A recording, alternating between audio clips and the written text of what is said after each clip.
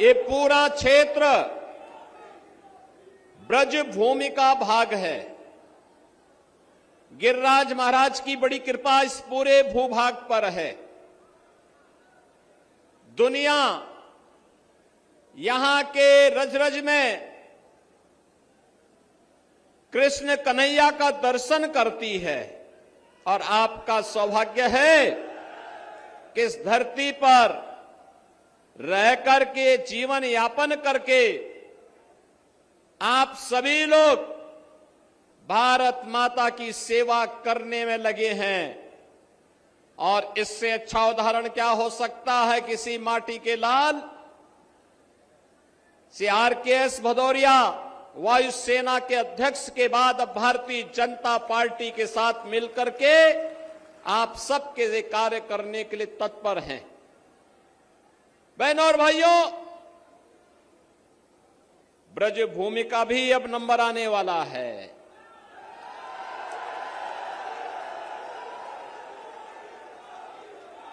अयोध्या और काशी ने अपने लक्ष्यों को प्राप्त कर लिया है। अब तो बारी आप ही की है। अब विकास के लिए आपको कहीं कोई तरसाने की हिम्मत नहीं कर पाएगा, क्योंकि अब तो आगरा में भी आपका अपना एयरपोर्ट बन रहा है। आगरा भी गंगा जल का सेवन कर रहा है और हर घर नल की योजना भी लागू हो रही है। बहनों और भाइयों, मुझे बताइए, आपने रामनवमी के दिन देखा होगा भगवान राम का सूर्य तिलक हुआ था। देखा ना? देखा ना? देखो, एक तरफ कांग्रेस थी, समाजवादी पार्टी थी, बहुजन समाजवादी पार्टी थी। राम जन्मभूमि के लिए हमसे कहते थे क्या प्रमाण है कि राम का जन्म अयोध्या में हुआ, ये लोग बोलते थे। और इन दलों ने तब ये भी कहा था कि राम और कृष्ण तो हुए ही नहीं, जैसे कि इस सृष्टि के पहले कांग्रेस, सपा और बसपा ही पैदा हो गए थे, बाकी तो कोई हुआ ही नहीं था। ऐसा दिखाने का प्रयास कर रहे थे। बहनों और भाइयों, वो तो मोदी जी का प्रताप है, इनका झूठ फेल हो गया और मोदी जी के कारण 500 वर्षों का इंतजार समाप्त करके अयोध्या में रामलला का फिर से प्रकटीकरण हो गया है। और अयोध्या में रामलला के भव्य मंदिर के शिलान्यास के लिए भी प्रधानमंत्री जी गए। प्राण प्रतिष्ठा के कार्यक्रम के लिए भी प्रधानमंत्री जी गए और उस दिन का भी उनका वह भावुक चित्र देखा होगा आप सबने, जब सूर्य तिलक होते हुए प्रधानमंत्री जी भले ही अयोध्या में नहीं थे, उनका मन अयोध्या में था कि हमारे रामलला का भव्य मंदिर बनने के बाद 500 वर्षों के बाद रामलला को अपनी ही जन्मभूमि पर अपना जन्मोत्सव मनाने का अवसर प्राप्त हुआ। बहनों और भाइयों, आज जो भारत को सम्मान मिल रहा है, जो भी कौम अपनी विरासत का सम्मान करेगा उसको दुनिया के अंदर सम्मान मिलेगा। भारत ने साबित कर दिया है, भारत ने साबित कर दिया है। विरासत का ही सम्मान है कि काशी में काशी विश्वनाथ धाम, विरासत का ही सम्मान है कि अयोध्या में रामलला 500 वर्षों के बाद विराजमान हो रहे हैं। और विरासत का ही सम्मान है चौधरी चरण सिंह जी को भारत का सर्वोच्च नागरिक सम्मान भारत रत्न प्राप्त हुआ है। ये सभी मोदी जी के कारण। और बहनों और भाइयों, एक तरफ विरासत का सम्मान, दूसरी तरफ विकास के भी कार्य, ऐसे highway 4 lane, 6 lane, 12 lane, expressway,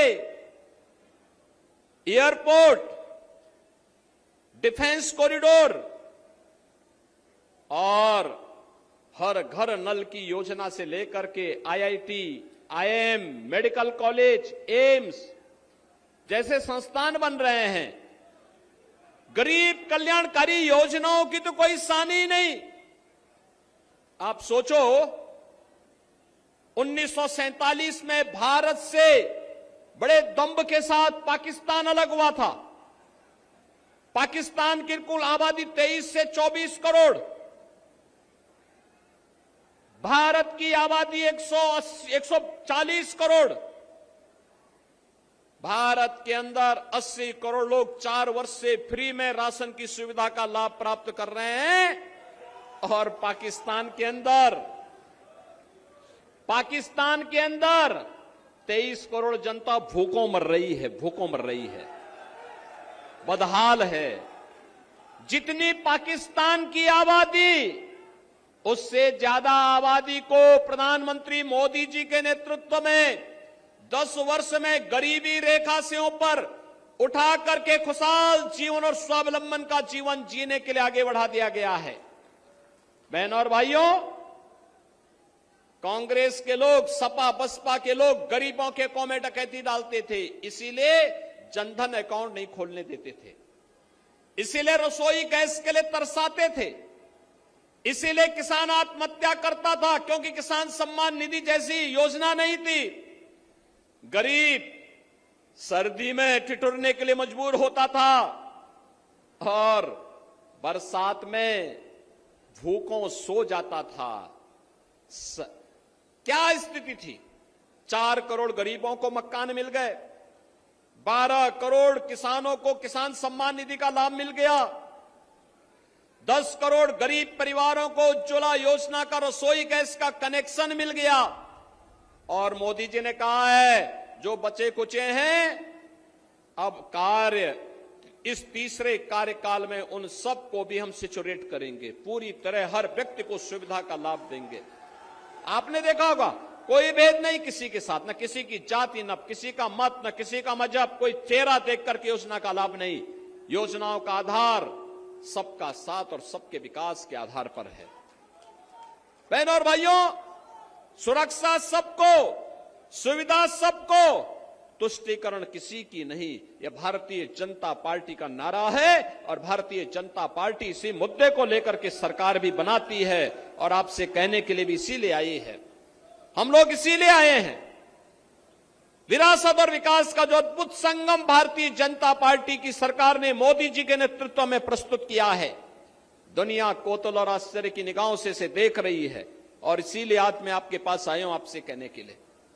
बहनों और भाइयों, आज किसानों को जो सुविधाएं प्राप्त हो रही हैं, प्रधानमंत्री कृषि सिंचाई योजना, प्रधानमंत्री किसान बीमा योजना, प्रधानमंत्री किसान सम्मान निधि, इसके पीछे प्रधानमंत्री मोदी जी का नेतृत्व है, उनका मार्गदर्शन है और पूरे देश के अंदर संगठन के माध्यम से इसको ले जाने का कोई काम कर रहा है। वह काम कर रहे हैं आपके सांसद राजकुमार चाहर, जो आपके लोकप्रिय सांसद हैं, क्योंकि वह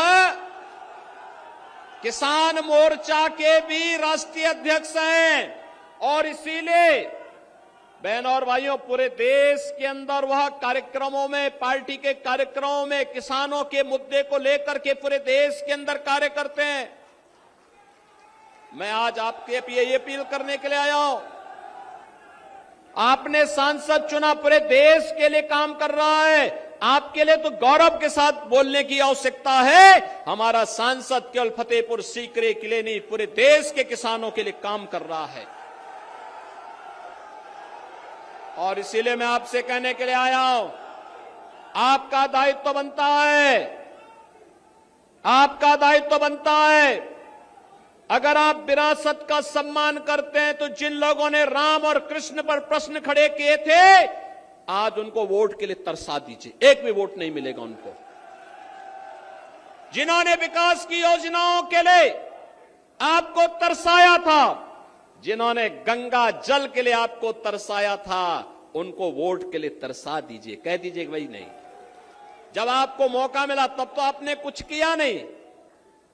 जब मौका मिला, ये माफिया और अपराधी को अपने गले का हार बना करके प्रदेश के व्यापारी और बेटी की सुरक्षा में सेंध लगा रहे थे ये लोग। कांग्रेस और सपा और बसपा, देख रहे हैं सभी लोग माफिया की कब्र में जाकर के फतिया पढ़ रहे हैं। इनको बोलो,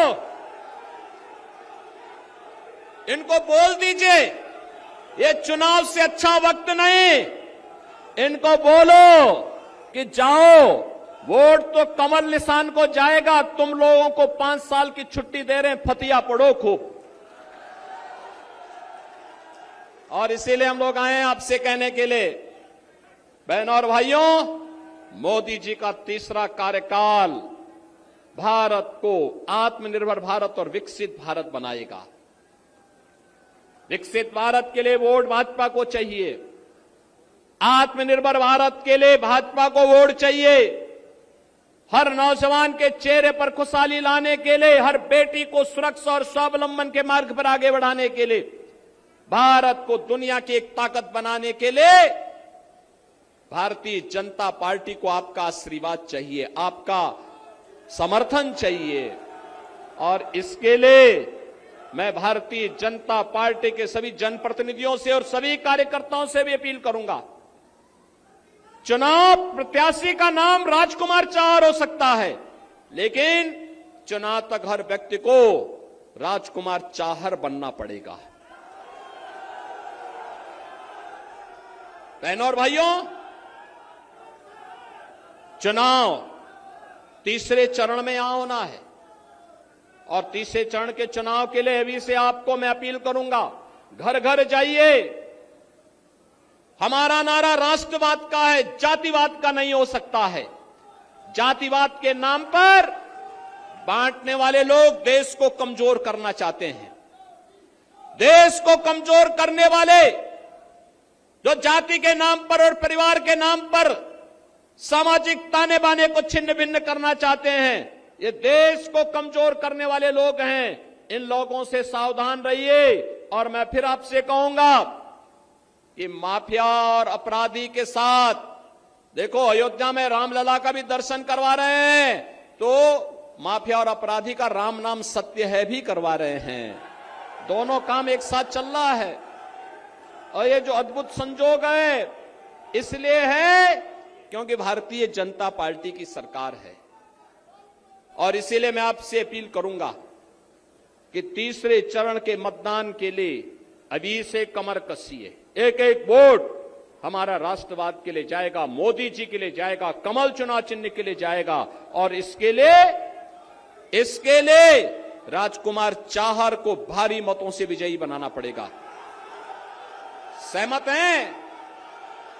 सहमत हैं? सहमत हैं? आप सभी लोग इस बात के लिए सहमत हैं ना? घर घर जाएंगे, मतदान का प्रतिशत बढ़ाएंगे, हर मतदाता को मतदान स्थल पर चलने की अपील करेंगे।